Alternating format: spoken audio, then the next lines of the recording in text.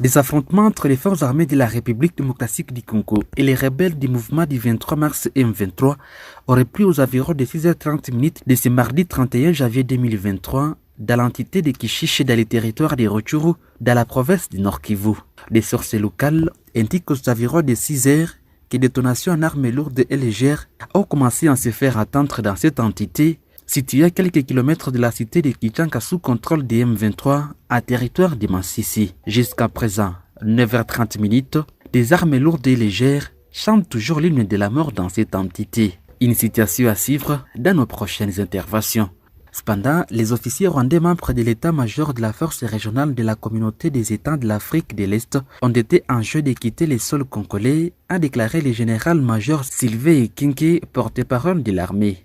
Pour des raisons sécuritaires, la République démocratique du Congo a enjoint les commandants de la force régionale des États de l'Afrique de l'Est de rapatrier dans leur pays les officiers rwandais membres du quartier général de la force basée à Goma, a ajouté le porte-parole de l'armée. Et d'après la même source, les Rwandais ne s'est pas fait prier. Ces derniers ont déjà quitté les sols congolais et regagné les Rwandais.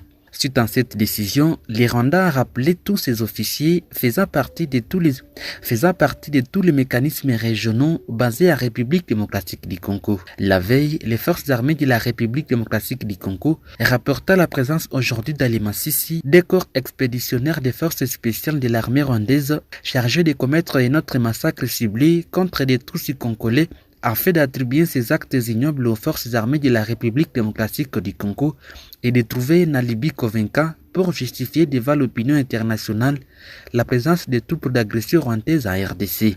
Vendredi dernier, après la prise de Kichanga, Félix Tshisekedi a assuré à Conseil des ministres que toutes les mesures avaient été prises pour barrer la route au Rwanda et au groupe terroriste du M23. Les relations entre Kinshasa et Kigali sont davantage tendues ces dernières semaines. Un avion militaire congolais a été d'ailleurs visé et touché par été revendiqué par les autorités rwandaises qui accusent l'escouade de violer son espace aérien. Le M23 soutenu par Kigali a repris son offensive sur plusieurs axes combattant les FARDC, les miliciens locaux et les Nyatura. La force régionale de l'EAC ne se bat non plus, se contente de privilégier la voie du dialogue. Les échanges diplomatiques sont également au point mort. La dernière rencontre prévue à Doha entre les autorités rwandaises et congolaises ne s'est pas non plus déroulée. Le processus de Nairobi et de Luanda n'avance pas non plus et l'exécution de la feuille de route censée organiser les retraites du M23 et normaliser les relations entre les Rwandais et la RDC est au point mort.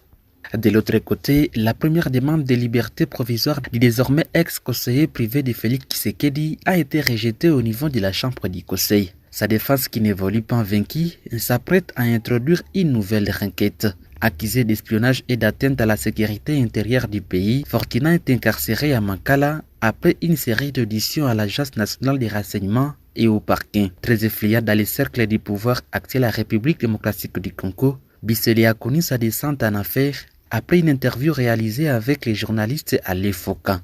Cependant, dans la province de l'Ituri, au moins 5 personnes ont été tuées au cours d'une nouvelle incursion perpétrée par la milice Codeco la nuit du dimanche en ce lundi 30 janvier 2023 à Tololo, une localité située dans le territoire de Mambasa en Ituri. D'après le député national Emmanuel Lekuapoubo, qui a été interrogé par Afro Fodessa 43, parmi les victimes figurent des femmes. Je vous propose de l'écouter dans cet entretien téléphonique nous accordé. Bonjour honorable. Je suis Richard Maliro, je suis journaliste de Afro Dessa 43. Honorable, je voudrais avoir beaucoup plus de précisions sur l'attaque qu'il y a eu dans le territoire de Mambasa. Est-ce que nous pouvons avoir quelques détails là-dessus, honorable? En fait, le problème s'est passé, il y a une incursion dans le centre commercial de Yedi, dans le groupement Karani, dans la localité Kololo, à 1 kilomètre du centre de Yedi.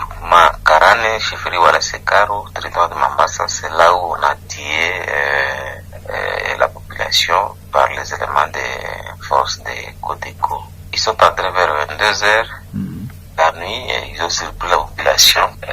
Dans la dépendance, ils ont pillé 6 personnes, cassé 6 boutiques, ils ont pillé 6 boutiques. Le temps que les militaires, parce qu'ils ont fait une carte de dissimulation, ils sont entrés à Kololo, au lieu d'entrer à Yedi centre, au moment où les FARDC les attendaient. Les avaient piégés du côté Yedi, ils sont entrés dans un autre dans une autre petite localité qui est à côté de Yedi toujours, qui est à 1 kilomètre de Yedi. C'est là où ils ont commis les forfaits. Donc ils ont tué à tout 6 personnes et puis 10 blessés. Ils ont tué un Sigenande, ils ont tué un Sigema, ils ont tué un Sige aussi Mulendo, et ils ont tué 3 Sige laissés. Donc ça fait 6. Et les victimes ont été tuées à la machette ou bien par arme à feu? Bon, d'autres par machette, d'autres par arme à feu. Hein. Parce que dans la fuite, ils tiraient partout dans l'obscurité. Quand vous voyez seulement fuir, vous tirez dessus. Celui qui n'a pas eu le courage de fuir, on coupe les machettes. Il n'y a pas eu l'intervention de l'armée? L'armée est venue, mais c'était 45 minutes un peu en retard. Alors, c'est pourquoi d'ailleurs ils n'ont pas commis plus de forfaits. Contrairement, ils allaient brûler les cases et ceci. Bon.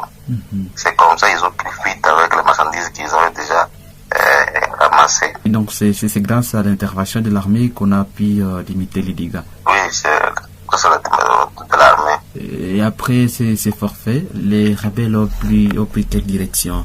Après ces forfaits, ils ont pris la direction de leur camp qui se trouve de l'autre côté de la rivière. C'est la rivière Ituri qui nous sépare avec les gars de Djougou.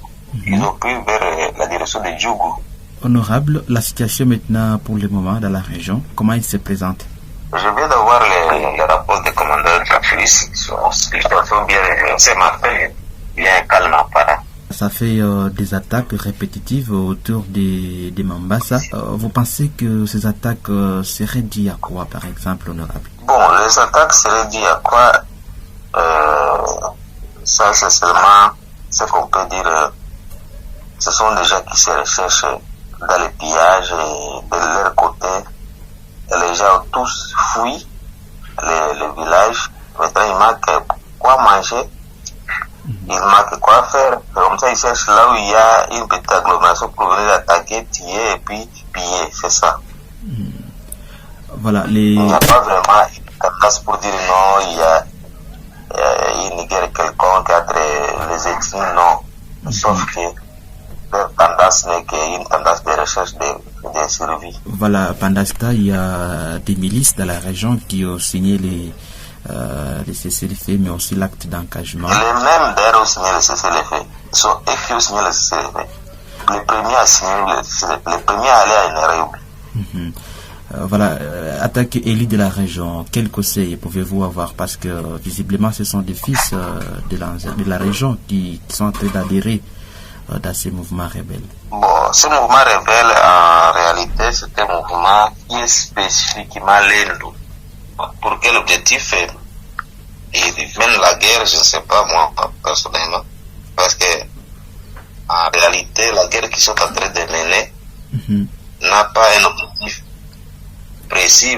Nous nous battons pour défendre notre territoire, notre terre.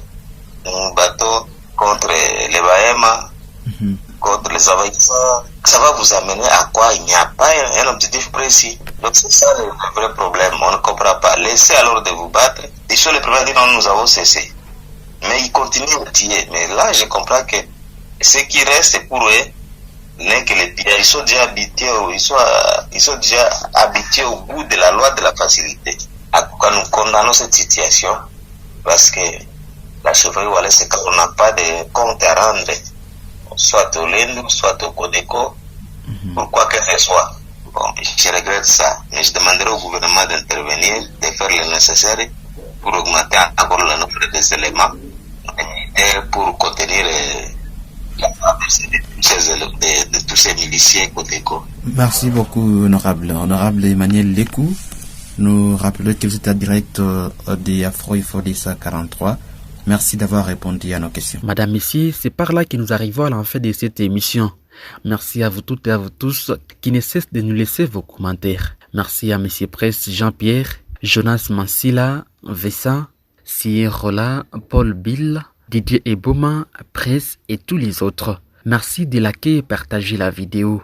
N'hésitez pas également de nous laisser votre dernier commentaire. Je suis Richard Maliro Kakule pour Afro Ifodissa 43.